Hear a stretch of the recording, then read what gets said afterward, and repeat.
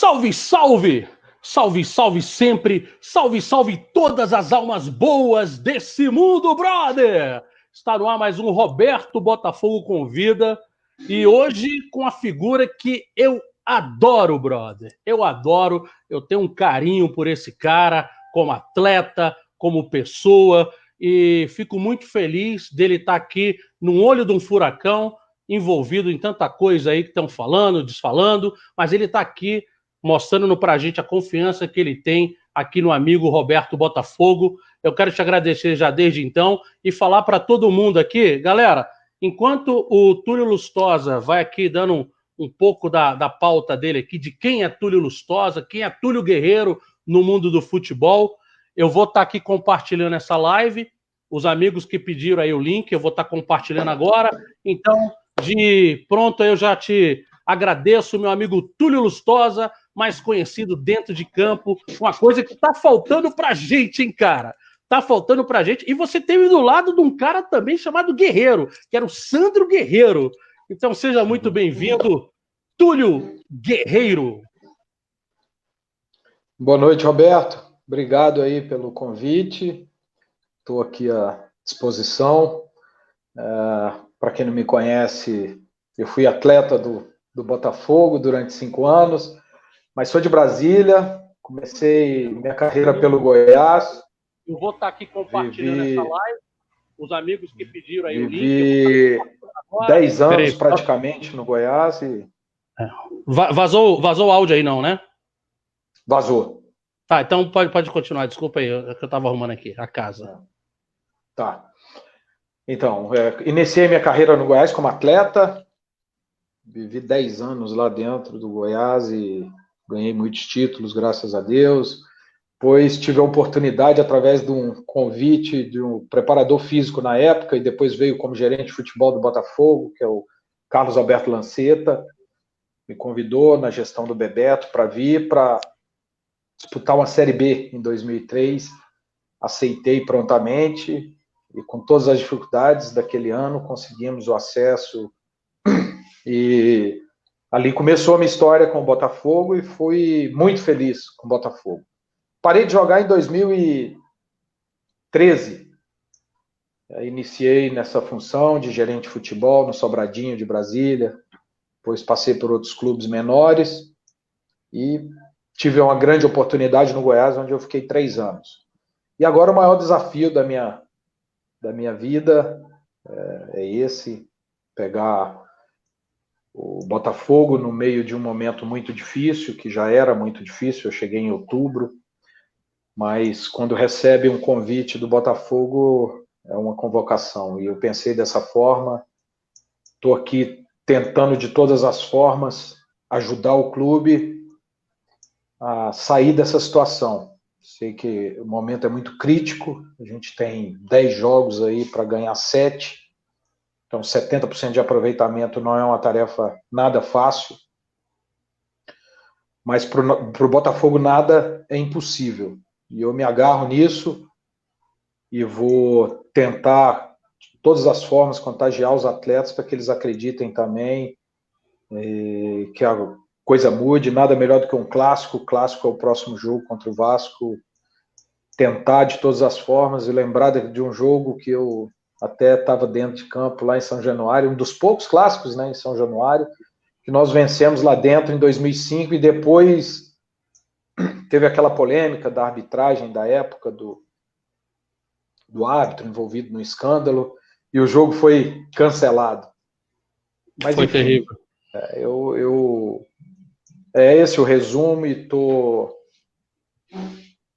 aqui à disposição para qualquer pergunta. Seria muito fácil da minha parte também negar o convite para o Botafogo e esperar um melhor momento. Eu acho que eu tinha bem definido na minha vida que um dia essa oportunidade ia aparecer. E seria muito cômodo para mim falar, vou aguardar, acabei de sair do Goiás, tinha 2 meses que eu tinha saído do Goiás, e falar, não, vou esperar um pouquinho, porque estou ainda com Goiás na cabeça e aguardar uma nova oportunidade, que com certeza apareceria, eu acho que todos concordam com isso. Mas como eu disse, não é convite, é convocação e para esse momento, eu estou aqui vou botar a cara sempre, como eu fazia, como eu era atleta, e vou estar aqui sempre, à disposição do torcedor, que é o maior interessado por tudo que acontece no clube. Sensacional. Eu quero deixar bem claro o seguinte, galera. Eu vou estar mandando alguns abraços aqui, dessa vez um pouco menos, porque o Túlio ele tem um tempo para estar aqui com a gente, então a gente vai tentar da melhor forma possível, tá passando alguma coisa para vocês aqui, tá bom? Eu quero, Túlio, passar aqui primeiro o seguinte: essa questão sua de atleta, você pegou uma época cascuda, né? Que foi aquele 2003, uma Série B, né? Que só subiam 2, né? E era um time muito aguerrido, né? Até questionado em alguns momentos, mas aguerrido de uma forma absurda, né? E com alguns talentos, como o Valdo ali naquela criação, que era brincadeira, né, velho? Mas eu lembro de algumas coisas também de críticas. Eu lembro de um grito que era: Ei, Almir, pede para sair. Você deve ter escutado muito isso ali. O Almir e foi decisivo pra gente várias vezes, o Almir. O Almir vai ficar pistola com isso. Quer dizer, o que eu quero mostrar com isso é o seguinte: não era um grupo que era aceito como é hoje, né? Mas fez o que tinha que se fazer numa Série B, mais uma vez eu falo, dificílima, que só subiam 2, né? Agora, analisando lá em 2003 para 2020, vamos fazer uma análise de Série B, que a gente tem um gigante do futebol brasileiro, que é o Cruzeiro na Série B. Você vê que tipo de diferença daquela Série B de 17 anos atrás para essa que o Cruzeiro está enfrentando aí? Bom, o motivo maior você já até citou, que o número de clubes que tinham acesso eram 2 só, né? E naquela Série B tinham também concorrendo com a gente Palmeiras, Sport, o Marília, que foi para o quadrangular, mas tinham outros grandes clubes aí envolvidos também que disputaram ali. E não era ponto corrido. Nós tínhamos a primeira fase, que classificavam 8, dividia em 2 grupos de 4, classificavam 2 de cada grupo e iam para o quadrangular final, onde subiam só 2. Então foi tenso do início ao fim. Tenso, tenso, tenso. Agora, nosso grupo era maravilhoso, tinha vários jogadores experientes, tínhamos, você citou o Valdo, tinha o Sandro na zaga, tinha o Gilmar, tinha Camacho na meia, que era um jogador que era muito contestado, mas era um cracaço, foi decisivo várias vezes para a gente. Tinha o Fernando, que jogava ao meu lado, que me ensinou muita coisa, apesar de eu não era um jogador jovem nessa época, mas o Fernando foi um cara que marcou muito para mim como companheiro ali. Dil na frente, Leandrão, que foi um guerreiro ali também. Então, tínhamos um time muito cascudo. E as dificuldades eram grandes, sim. Eram muito grandes, Roberto. Nós pegamos momentos muito difíceis e conseguimos o acesso. Deus queria, mas o grupo também estava passando por cima de tudo quanto é problema. Não tinha nada que servisse de desculpa pra gente. Tem um pessoal já comentando aqui e pedindo para eu falar do momento atual. Antes de eu falar do momento atual, eu quero chegar, só frisar de novo outra questão de jogador, que eu quero chegar na questão que está sendo dita. Para quem não conhece, saber a história do Túlio como jogador. Eu estou fazendo aqui vamos dizer assim, um prefácio para você entender o que o Túlio, a história do Túlio no muro, vem do Túlio jogador. Tá? E não é qualquer um que vai para aquele muro, mas eu vou chegar lá, mas eu quero que você, torcedor, primeiro entenda. Então, mais uma vez, eu vou só fazer mais uma pergunta para eu chegar aí. Só ter um pouquinho de paciência. Eu sei que está todo mundo querendo escutar o Túlio em relação aos assuntos que tem que falar, mas eu quero dar esse entendimento para você, tá bom? Depois, Túlio, você saiu do Botafogo em 2005 e teve a oportunidade de voltar em 2007, 2008, num time que era simplesmente fantástico. Né? Comandado pelo Cuca, era uma máquina aquele time, né, velho? Era uma máquina de, sei lá, era uma engrenagem perfeita, né, cara? E talvez tenha sido o melhor time que eu joguei em questão de qualidade técnica, entrosamento, força de grupo. Então, era um time formidável. Tinha lá na frente o Dodô como referência, que fazia diferença, Zé Roberto, Juninho na zaga, Lúcio Flávio. Tá, enfim, eu entendo o torcedor quer falar do momento atual, mas eu, como atleta, esse time de 2007 me marcou bastante. Galera, eu quis colocar isso aqui porque ele tem um apelido de Túlio Guerreiro, não é à toa, como tem o Sandro Guerreiro. E em 2014, nós lançamos aqui em Brasília o troféu Newton Santos, que foi dado aos jogadores que honraram e respeitaram o Botafogo e sua torcida. Então, galera, eu estou colocando isso aqui para você entender a história como jogador, porque o Túlio, mais uma vez, foi ao Muro dos Ídolos como jogador. E esse troféu, Newton Santos, o primeiro a receber foi Túlio Lustosa, o nosso Túlio Guerreiro, em 2014. Aí, Túlio, você de repente cai nas graças da torcida e, pelo que você desenvolveu em campo, você veio para o Muro dos Ídolos. O que aquilo significou para você quando de repente você recebeu aquele convite e viu ali, entre tantos grandes jogadores da história do Botafogo, Túlio Lustosa ali também? Primeiro que para mim foi uma honra indescritível, tá? Ao lado de atletas daquele porte lá, jogadores de futebol daquele quilate, eu sinceramente acho que não sou nem digno disso. E foi uma das maiores honras que eu tive. Eu digo que foi o maior troféu que eu recebi na minha carreira, foi estar ali presente naquele muro. Mas sei exatamente a proporção que eu tenho na magnífica história do Botafogo. Sou minúsculo diante de tantas estrelas que o Botafogo teve. Sem falsa modéstia, Roberto, eu estou falando de coração. Eu sempre lutei muito, honrei muito a camisa do Botafogo enquanto eu vestia a camisa, mas eu sei o tamanho que eu tenho e é difícil eu me ver até naquele muro ali junto com tanto atleta formidável, tantas estrelas. E isso para mim maravilhoso. Sempre quando eu passava, eu via minha filha, meu filho ter um orgulho gigantesco do pai estar ali. E não penso o torcedor do Botafogo que eu estou chateado pelo que aconteceu hoje. Eu entendo a passionalidade do torcedor e o momento nosso é muito complicado e o torcedor quer uma maneira de extravasar, de tentar mexer com o que está aqui dentro para ver se alguém se movimenta e faz alguma coisa.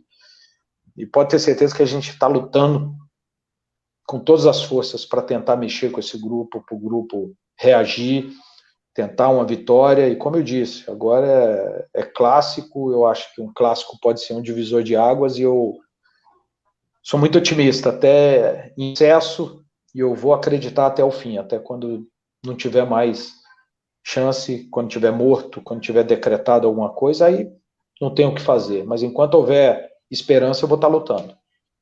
Pois é, aí você veio pro muro e teve toda essa alegria. E agora, galera, eu vou entrar no que vocês estão pedindo aqui, tá?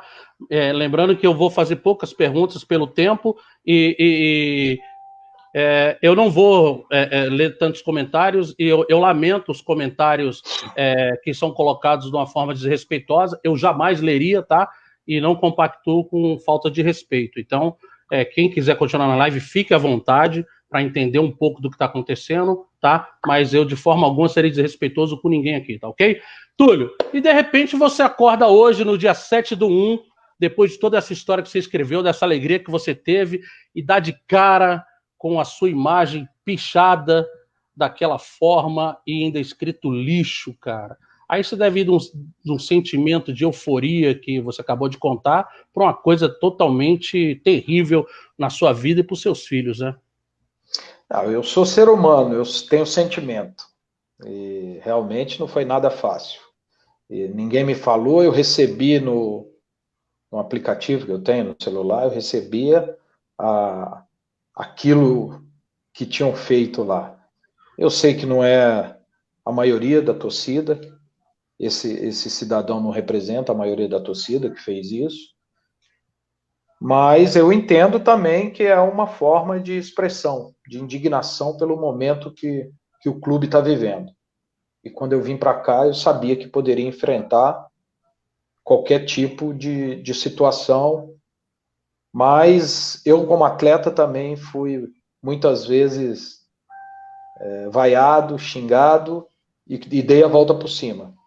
É a mesma coisa, vou tentar dar a volta por cima, vou tentar ajudar da melhor forma. Sei que tem muita gente incomodada com a maneira que eu venho trabalhando, e mesmo de uma maneira invisível para o torcedor, que são coisas mais de relevância interna, mas que impactam diretamente o futuro do clube, e vou continuar trabalhando dessa forma enquanto eu estiver aqui também.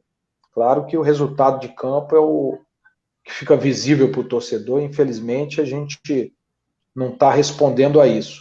Espero mudar isso, mas paralelo a isso tem que mudar muita coisa internamente dentro do Botafogo, que a gente vem mudando, estabelecendo algum tipo de protocolo que o clube precisa para se preparar o terreno e se tornar grande em breve dentro das 4 linhas. Questão Pô, de vamos lá. resultado. Beleza. Então, Botafogo é gigante, vai ser sempre gigante, e eu espero que os resultados venham novamente, como vieram um tempo atrás, o Botafogo na Libertadores, brigando lá em cima, é isso que tem que acontecer com o Botafogo. beleza. Vamos aqui passar para a parte de Túlio, gerente de futebol, gerente do Botafogo de Futebol e Regatas. O que mais chegou hoje de perguntas foram duas as campeãs. A primeira é o seguinte: o Barroca, ele veio depois veio aquela turbulência onde fomos eliminados, ter o Flávio Thanos como auxiliar, preparador de goleiro, mas ele como técnico, né? Uma competição de suma importância para o Botafogo, né? E o Barroca veio com números inexpressivos, né? Ele vinha com 27 pontos disputados no Vitória, na segunda divisão, sendo 9 jogos, 1 vitória, 5 empates e 3 derrotas. Ele vinha com menos de 30% de aproveitamento. E, de repente, esse cara veio para ser o cara para tentar tirar o Botafogo da situação que estava. E os resultados estão aí. Acho que são 7 jogos, 6 vitórias, 6 derrotas e 1 vitória com ele, né? Qual foi o critério e até que ponto você pode colocar que foi uma decisão assertiva a vinda do Barroca nesse momento, com esses números dele? Vamos lá, Roberto. Ele veio depois Na verdade, o Flávio Tênios pegou na saída do Lazzaroni. Bruno, e depois do Flávio veio a comissão do Ramon Dias, deu todo aquele problema devido à saúde do Ramon, devido à cirurgia que ele fez. Graças a Deus está bem. Os resultados não vieram e a gente tinha um prazo de 30 dias para definir pela permanência ou não do Ramon, senão pagaríamos uma multa. E naquele momento foi decidido pelo comitê do futebol que não ficaríamos, que faríamos a rescisão. Aí sim, depois de tantas mudanças, eu pedi para que tivesse a prerrogativa de escolher um treinador realmente, e a minha escolha foi o Barroca. Primeiro porque eu acho que é um treinador que conhecia nossos atletas, que já sabia exatamente o que iria encontrar de ambiente interno do clube e que poderia ser o cara para tirar a gente da situação que a gente se encontrava. O Barroca chegou, infelizmente, teve Covid, ficou os 2 primeiros jogos, eu acho, fora. Porém, é um cara que não me decepcionou em nada no sentido de trabalho dele, no dia a dia. Nunca tinha trabalhado com Barroca, mas gosto muito da maneira com que ele entende futebol, com que ele pensa o futebol. E geralmente não é do dia para a noite que as coisas acontecem e demora um tempo. A gente esperava que fosse mais rápido, mas ainda continuo depositando todas as minhas fichas nele, no trabalho dele, na inteligência que ele tem de jogo. E muitas vezes não é assim, não é tão rápido. Eu dou exemplo aí do Diniz no São Paulo, há 3 meses atrás estava sendo esculhambado em tudo quanto é mídia, na imprensa, e a diretoria do São Paulo apostou nele até o final e está tendo o resultado agora. Talvez se tivesse mudado naquele momento, não teria tido, o São Paulo não estaria na situação que está hoje. Mas a situação do Botafogo, infelizmente, não se repetiu. Não por esse profissional excelente que a gente tem, que é o Barroca. O Barroca, não tenho dúvida nenhuma que suas convicções do jogo são excelentes e que ele pode vir fazer um excelente trabalho a médio e longo prazo. Eu espero que isso aconteça e nós temos 10 jogos para tentar mudar essa situação. Não é fácil, não adianta iludir torcedor que a situação está confortável, porque todo mundo sabe que não está. Mas nem eu joguei a toalha, nem o Barroca jogou a toalha, e nós não vamos jogar enquanto houver esperança. Beleza. Bom, indo nessa questão de mudança, uma das outras perguntas, dessas duas, uma das que mais bombou também foi o seguinte: essa insistência, eu vou colocar exatamente como veio a pergunta, tá? A insistência em se continuar com jogadores que a gente vê nitidamente uma falta de comprometimento na face do cara. Você vê um jogador com semblante cansado, não sei se é o fator psicológico que é, ou se é sangue, ou não quero estar mais aqui, ou estou aqui por obrigação. Esse aí é o que tem passado para o torcedor. E aí o torcedor começa a questionar o seguinte: por que não vem com esses 7 meninos da base, são 6 ou 7, que têm condições de atuar no elenco, já que eles estão inscritos no Brasileirão, que tem desde a zaga até o ataque pelo menos 7 atletas, e eu cito principalmente, agora já é uma citação minha, uma pessoa que eu cobro muito em campo, que é o Matheus Nascimento.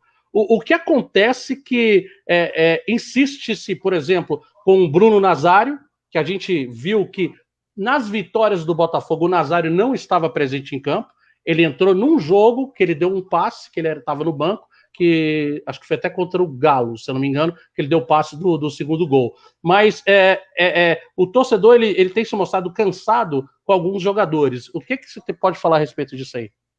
Então, sem citar nomes, tá?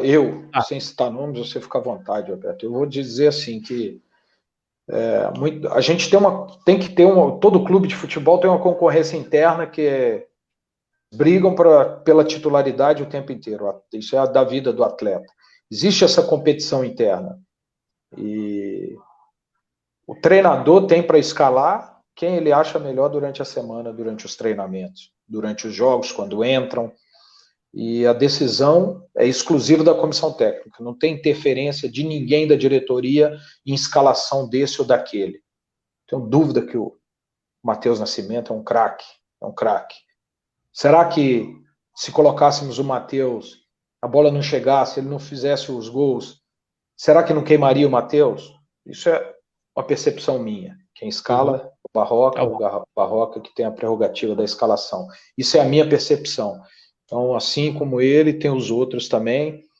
E confesso para você, tem grandes talentos, sim, jovens no Botafogo. E vai chegar o momento desses jogadores atuarem, serem destaques, serem protagonistas, e aí a comissão técnica, que, como eu disse, que vai decidir qual é esse momento. Eu não interfiro em questão de escalação, hora nenhuma, com o Barroca. A gente troca muita ideia sobre como ele entende o jogo, como eu entendo o jogo, sempre depois dos jogos. Ontem eu fui sair do estádio Newton Santos quase meia-noite, ponderando algumas coisas com ele, mas sempre a decisão final é do treinador, e isso eu não posso interferir, e nem vou interferir. Então isso é bem importante de ser dito, né? Porque tem muitos questionamentos a respeito disso. Eu mesmo fiz uma live sobre esses questionamentos. Quem decide a escalação não é dirigente, não é você como gerente de futebol. Essa parte é totalmente responsabilidade e prerrogativa, como você falou, do técnico e da comissão dele, que é do Barroca. Sem interferências. Não é Exatamente. isso? Que fique bem claro, então. Outra coisa agora, a gente vai ter que ir para outra questão, que é o seguinte: você caiu no olho de um furacão, né?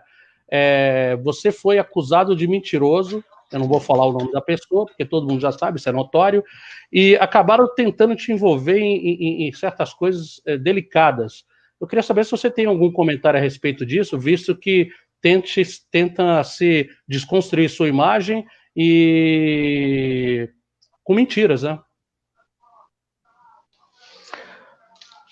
Roberto, eu vi algumas indiretas, né, de um camarada aí que está perdendo privilégio dentro do Botafogo.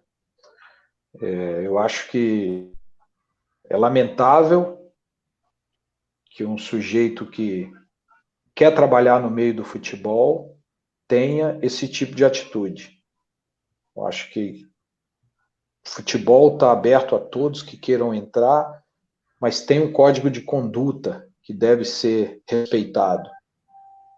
A partir do momento que desrespeita isso, ofende um dirigente, chama de mentiroso, ele não aprontou, primeiro, não citou meu nome a hora nenhuma, mas ele teve a capacidade de me mandar uma mensagem. Eu fiz negociação com ele, eu conversei com ele sobre a negociação do Ramon Dias, tenho tudo no meu WhatsApp, todas as conversas que nós tivemos eu tenho no meu WhatsApp. Então, acho melhor ele ficar calado. Isso é melhor para ele. Tá lá, uma negociação que começou com X, terminou com 2X, por incompetência do intermediador. Esse é um exemplo que eu quero dar. Eu acho que tudo que acontece, você pode ter certeza, e o torcedor pode ter certeza, eu vou estar do lado do Botafogo. Eu não estou defendendo nada do Túlio Lustosa. Estou defendendo os interesses do Botafogo.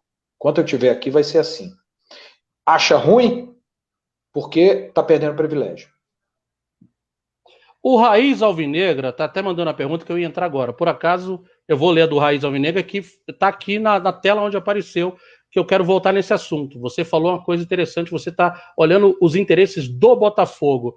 Sobre isso, a gente já conversou, mas eu queria que você esclarecesse para o torcedor exatamente a colocação desse aqui. Você minou o Ramon Dias. Eu queria que você colocasse exatamente por que o Ramon Dias não ficou e qual era a sua preocupação naquele momento quando teve que trocar o Ramon Dias. Principalmente que o pessoal do Raiz Alvinegra que fez essa colocação. Vamos lá. Eu acabei de falar que eu defendo o interesse do Botafogo. Eu vou minar o técnico do Botafogo. Eu vou minar alguém que está no comando técnico do Botafogo. Não tem cabimento isso. Se eu minar o treinador, seja ele qual for, eu estou minando o meu trabalho. Então, não foi isso. O Ramon, no dia da assinatura do contrato, descobriu que precisaria fazer uma cirurgia de emergência. Ele já sabia do nódulo, mas ele não sabia da gravidade do nódulo. Ficou sabendo no dia da assinatura do contrato aqui no Rio de Janeiro.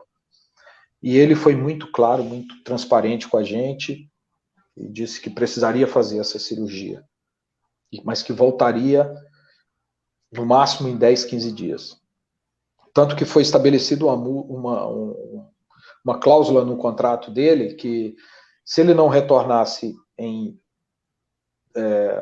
se ele não retornasse, nós poderíamos rescindir o contrato sem multa até 30 dias. Passando esses 30 dias, existia uma multa contratual alta. E ele não teria como voltar antes de 30 dias. Ele estabeleceu para o dia 7 de dezembro, os 30 dias terminavam em 6 de dezembro. Foi estabelecido pelo Comitê do Futebol que não daria para esperar, que faríamos a rescisão do contrato do Ramon Dias. E assim foi feito, e desde aí eu sou atacado dessa forma e covarde por parte desse sujeito. Quer dizer, para a gente deixar bem claro aqui, até para o Reis Alvinegra que voltou a perguntar, se vocês, no caso você que é o gerente de futebol, desse o sinal verde para a continuação para assinar efetivamente o contrato com o Ramon Dias, mesmo ele não estando, a partir dessa assinatura teria esses entraves, vamos dizer, financeiros futuros? Sim, teria. E você, por conta disso, você não autorizando, você fez pensando em livrar o Botafogo justamente de mais um problema financeiro? É isso que eu quero que você deixe bem claro para todo mundo. Sim, exatamente. Não somente eu, como o Comitê do Futebol, que ainda existia nessa época. Existia não foi uma decisão multa, só sua, foi de todo o comitê. Não, comitê total. Eu tinha um outro pensamento que daqui a pouco eu exponho. Mas naquele momento era isso. E o comitê decidiu que faria essa rescisão. Após esses 30 dias, teria uma multa pesadíssima. E a gente não tinha, infelizmente, a certeza que o Ramon viria para cá. Além da multa alta que teria, tinha uma comissão a ser paga também pela intermediação. E por isso, esses ataques. Não foi paga essa comissão, porque não estava o contrato formalizado ainda de comissionamento. Então você acha que a partir desse ponto começou os ataques à sua pessoa como gerente e ataques pessoais? Não tenho dúvida, Roberto, não tenho dúvida. Não tenho dúvida. E a solução que eu tinha, e que naquele momento eu via o grupo de jogadores muito empenhado em entender a ideia de jogo do Emiliano Dias, que é o filho do Ramon Dias, que é um sujeito fantástico, a comissão, eu não tenho que me queixar de ninguém, os 5 argentinos que vieram para cá são fantásticos, sabem trabalhar no futebol, tem muita competência para isso, mas a minha solução era que rescindiríamos o contrato do Ramon Dias, ficaríamos com o Emiliano Dias e a comissão aqui. Sei que seria atacado com relação a mais um técnico interino, mas eu estava presente no dia a dia do clube, eu estava vendo o nível de treinamento, que poderia surtir efeito, mas não foi aceita, e a decisão foi aquela, não tenho dúvida nenhuma que foi acertada. Não poderíamos prejudicar o futuro do clube, com risco de daqui a pouco a gente ter que pagar uma rescisão bem mais alta, muito mais alta, né? E gastar muito mais dinheiro do Botafogo, comprometer as finanças do clube. Então, eu falei, eu estou aqui, eu não estou de fantoche, eu estou para defender os interesses do Botafogo. Quem estiver insatisfeito com isso é porque não pensa nos interesses do Botafogo e tem os seus próprios interesses. Eu tive uma informação de que essa comissão que seria dada ao intermediador, que parece nem ser empresário, né? Ele é um intermediador, ele não é empresário, ele não empresaria ninguém, é como se fosse um lobby, né? Ele faz os contatos, apresenta e se aproveita daquele momento, fazendo o trabalho dele, que é pertinente, só que acabam se caindo algumas pessoas nessas armadilhas.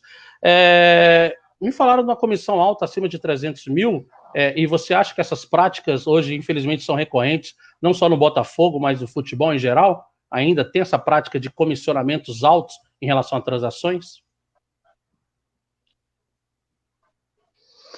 Bom, Roberto, eu não quero entrar em detalhes de valores, se não vou, tem... Sem problema. Mas não, sem problema. Uma das coisas que eu quero fazer e vou fazer aqui, estou fazendo já está em vigor, é estabelecer limite para comissionamento, de acordo com o percentual, o que é justo e o que é praticado em qualquer clube de futebol profissional. Mesmo porque existe uma regra também dentro disso, né? Existe vamos colocar uma coisa serena, né? A recomendação da FIFA é para que o comissionamento chegue até a 10% do valor da negociação, da transação. E dentro disso, dentro desses 10%, a gente estabelece o valor que achar conveniente para o clube, e é isso que vai ser implementado aqui no Botafogo. E você pode citar se por acaso esse comissionamento estava sendo acima desse teto? Não, Roberto, não prefiro ficar, porque são fatores muito internos e sem problema, todo clube de futebol tem uma auditoria que é preparada para isso, para pegar e verificar todas as transações que acontecem. Em relação a todo o seu trabalho que está sendo desenvolvido, você consegue avaliar de outubro para cá, são 2 meses praticamente, né? São 3 meses, outubro, novembro, dezembro, a gente está começando agora janeiro, né? Dentro de tudo que você está vivendo internamente, coisas que você não pode nem falar externamente, que todo mundo conhece, o que você acha que você errou, o que você acha que você acertou, se é que já dá para fazer uma análise dentro desses 3 meses aí? É difícil essa pergunta porque tudo se confunde com resultado dentro de campo. Pegamos muita turbulência aqui, e coisas que eu fui a favor, fui contra, algumas posso ter errado, mas eu acho que poderia ter sido algumas coisas feitas de forma diferente, que poderiam surtir efeito diferente, poderia ter agora um final de temporada um pouco mais tranquilo, se é que é possível, tranquilidade dentro de um ano que foi uma loucura para todo mundo. O ano foi terrível, está sendo terrível a temporada para o Botafogo, por tudo, pelas perdas que nós tivemos de pessoas importantes ligadas ao clube, como o René, como o Maurão, que era uma pessoa muito querida lá dentro. Então, lamento, mas não jogo a toalha, não vou jogar. Tá chegando algumas perguntas aqui sobre contratações, né? Eu não vou citar nomes, né? Porque você ainda está no cargo e eu acho que seria indelicado. Mas, assim, você consegue colocar essas últimas contratações algum grau de assertividade entre 100% e 0%? Porque teve alguns nomes que eu não vou citar, mais uma vez, para não te colocar em nenhuma... Não, vou... É muito complicado se contratar nas vésperas do fechamento de uma janela. Você tenta alguma alternativa e, infelizmente, eu reconheço que algumas não deram certo. Não foram contratações que poderiam pesar no orçamento e desequilibrar o orçamento do clube. Essa responsabilidade eu tive e, com certeza, ninguém que veio depois da minha chegada foi fator determinante para desestabilizar as finanças do Botafogo. Mas, claro, como eu disse, é difícil, porque tinha pouquíssimas opções no mercado. Buscamos alguns atletas na Série B e não conseguimos trazê-los. Tentamos dois atletas do América Mineiro, tentamos o Ronald, que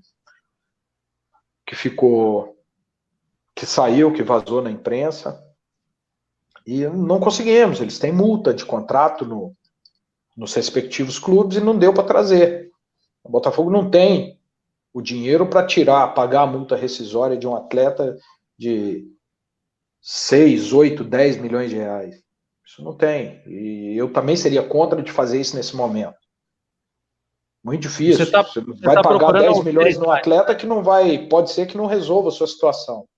Então, você tem procurado uma austeridade financeira ali, né? De um equilíbrio. É isso que você tem procurado, né? Roberto, se eu tivesse dinheiro para que resolvesse nossos problemas realmente, poxa, ia ser maravilhoso. Tem vários nomes maravilhosos de atleta que, inclusive, naquele momento nós poderíamos trazer. Mas, infelizmente, não é assim. Então, nós teríamos que trazer um ou outro que, mesmo sabendo de um risco alto, teria que fazer essa aposta. Fizemos, está jogando muito bem, está nos ajudando, mas as coisas estão tão complicadas que o futebol dele não está aparecendo tanto assim. Os outros dois, infelizmente, aconteceram outras situações que não renderam até agora.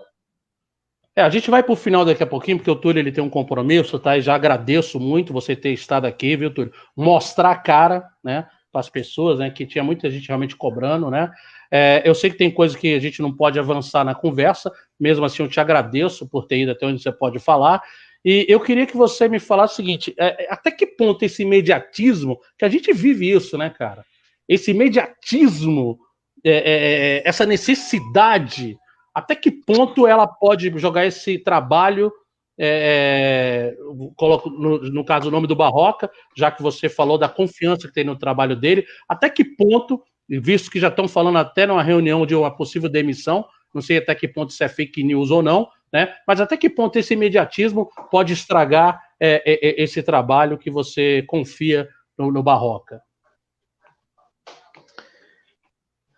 Quem trabalha no futebol tem que saber de uma coisa, tem que saber lidar com pressão.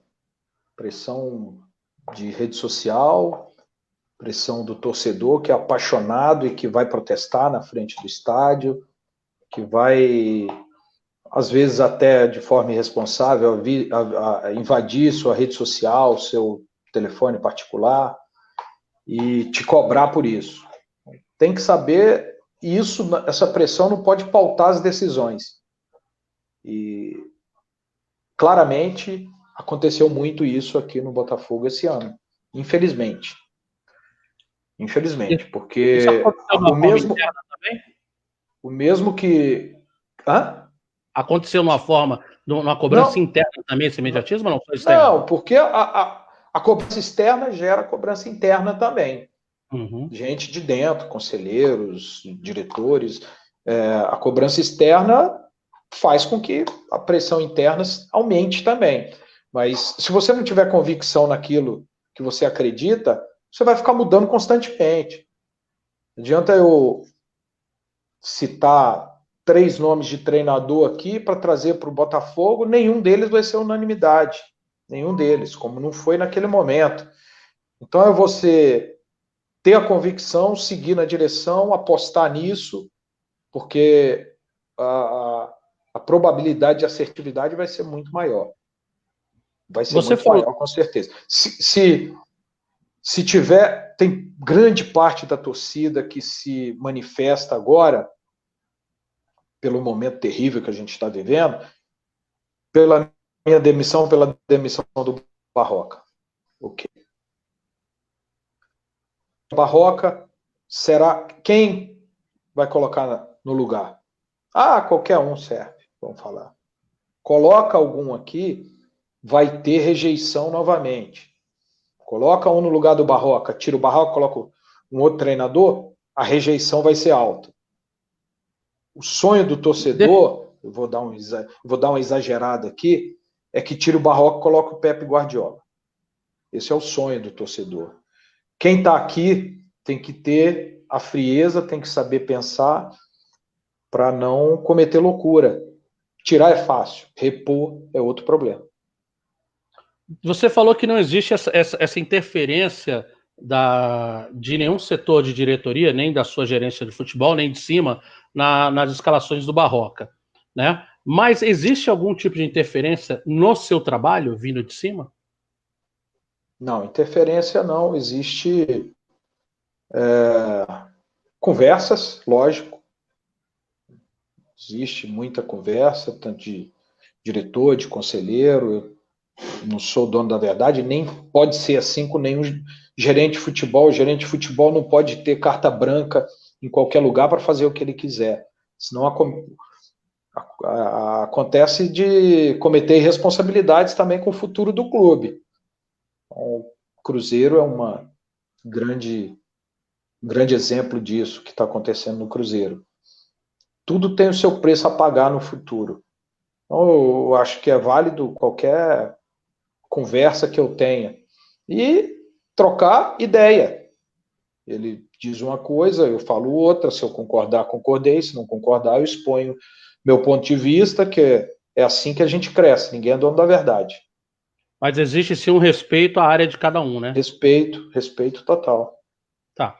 Vamos indo para o final, mas eu quero te fazer outra pergunta aqui. Até que ponto o torcedor pode ter a certeza desse comprometimento de Túlio Lustosa, Seixas Pinheiro, gerente de futebol? O que você pode falar para esses torcedores? O que define Túlio para o Botafogo? O que define o Botafogo para o Túlio? Qual o grau de confiança que você pode passar para o torcedor a respeito do seu trabalho, da sua entrega e do que está sendo feito em prol do Botafogo? Roberto, não é fácil trabalhar num clube como o Botafogo, num clube gigante como é o Botafogo, com a torcida exigente que tem, diante das dificuldades que nós temos. Uma coisa eu garanto para o torcedor, nunca vou iludir torcedor nenhum, nunca vou enganar torcedor nenhum. Eu tenho meu caráter, eu tenho uma história dentro do futebol de quase 20 anos como atleta, quase 20 anos como atleta e de 27 anos contando a minha parte pós-carreira de atleta. Então eu não vou manchar isso. nunca vou ser desonesto com nenhum clube de futebol, não é só com o Botafogo, com nenhum clube de futebol. Eu vou ser desonesto na minha vida. Eu tenho uma reputação a zelar, zelo por ela, vou procurar trabalhar dentro das convicções que eu tenho, respeitando todo mundo. No mundo do futebol, duvido muito que alguém se queixe da minha idoneidade, e é isso que eu tenho a dizer. O torcedor acreditar nesse trabalho que está sendo iniciado, que eu tenho 3 meses aqui. Eu não estou me eximindo de culpa nenhuma, eu tenho culpa tanto quanto outros aqui também. Tenho minha parcela de culpa, sim, e vou procurar tirar o Botafogo dessa situação junto com os atletas que nós temos e tentar colocar essa ideia neles, de que é dar vida em todo jogo, coisa que eu tenho certeza que eu fiz quando era atleta e por isso eu posso cobrar. Eu vou fazer só mais 2 perguntas para encerrar, isso da sua parte de gerência. Teve um fato exposto pela internet, que era a questão de jogadores em boate. É claro que a gente tem que trabalhar isso, no seu caso, de uma forma de provas reais, né? De fato, isso chegou até você com provas reais? Não chegou? E se chegou, foi tomada alguma posição? Se isso realmente foi confirmado, esses fatos? Isso chegou, sim, ao meu conhecimento, claro. Foi averiguado tudo isso. Procedia em parte, foi cobrado, foi conversado, foi colocado dedo na cara, foi dado justificativa, e o limite que eu posso chegar é esse. Eu não posso multar atleta. Entenda isso. Eu não posso multar atleta se ele não tiver no horário de... Se ele não faltou treino, se ele não cometeu nenhum ato dentro do ambiente de trabalho de indisciplina. E, infelizmente, eu não posso, essa legislação, multar atleta porque ele foi para a boate. Essa é a realidade. Minha vontade era, claro que sim. Eu fiz uma análise, eu queria compartilhar até com as pessoas agora da live, antes de ir para a última pergunta. Eu fiz análise do seguinte: foi ilegal o que eles fizeram? Não, não foi ilegal. Por quê? Porque a partir do momento que acabou aquele jogo, eles estavam dispensados com uma folga, acho que de 4 dias ou 5, que viriam se apresentar dia 3. Não. Eram 2 dias só que tiveram de folga. Pois mas eles estavam de folga a partir daquela saída ali do estádio, não era isso? Não tinha que ser representado no dia seguinte, não era isso? Que foi o último jogo contra o Corinthians. O último jogo do ano. Não, mas tinha ainda. O último jogo foi dia 27, tínhamos treino 28, 29 e 30. Então aí vai totalmente contra o que eu pensava, então. Por isso que é bom esclarecer. Então, realmente... Mas os atletas chegaram exatamente dentro do horário, que era 1 hora de antecedência ao treino. Nós exigimos que o atleta esteja com 1 hora de antecedência ao início do treino. Quer dizer, dentro da legalidade, nada feria, né? Dentro da legalidade. Não, nada. Então, não pode ser feito nada pela legalidade, né? Isso é um fato. Bom, Túlio, eu vou te agradecendo por estar aqui. Eu quero saber se você quer acrescentar mais alguma coisa sobre algum assunto, né? Ou não, né? Fica a seu critério. E se não quiser, eu queria que você se despedisse aí da torcida, já te agradecendo muito, te desejando toda a sorte do mundo. Minha última pergunta é o seguinte: vamos supor, num cenário aí catastrófico, que a gente caia para a segunda divisão. Vamos supor. Claro que ninguém deseja isso. Pelo que você vê hoje, você continua num cargo para uma futura Deus nos livre, Série B? Roberto, essa pergunta, na verdade, teria que ser feita para o presidente. Eu me vejo, sim. Eu me vejo capaz de ajudar o Botafogo em qualquer situação. Eu espero que a gente consiga ajudar dentro desses 10 jogos. Eu me vejo com competência, sim, para montar um grande elenco. Me vejo com essa competência. Então, é isso. Eu te agradeço, quero me despedir, te agradecendo, porque quando você fez o convite, acho que eu tenho eu teria a obrigação moral de aceitar, porque você já me fez outros convites em momentos que eram muito favoráveis para eu falar.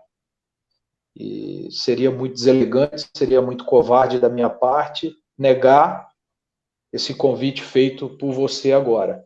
Então, eu agradeço esse convite, a oportunidade, a imparcialidade, porque é importante a imparcialidade. Você fez todas as perguntas que queria ter feito para mim, e dentro das possibilidades eu respondi o que eu poderia ter respondido.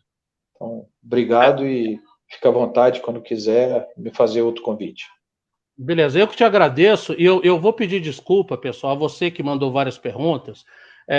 Dentro dessa situação, eu quero que vocês compreendam que o Túlio ele é gerente de futebol, ele ainda está no clube.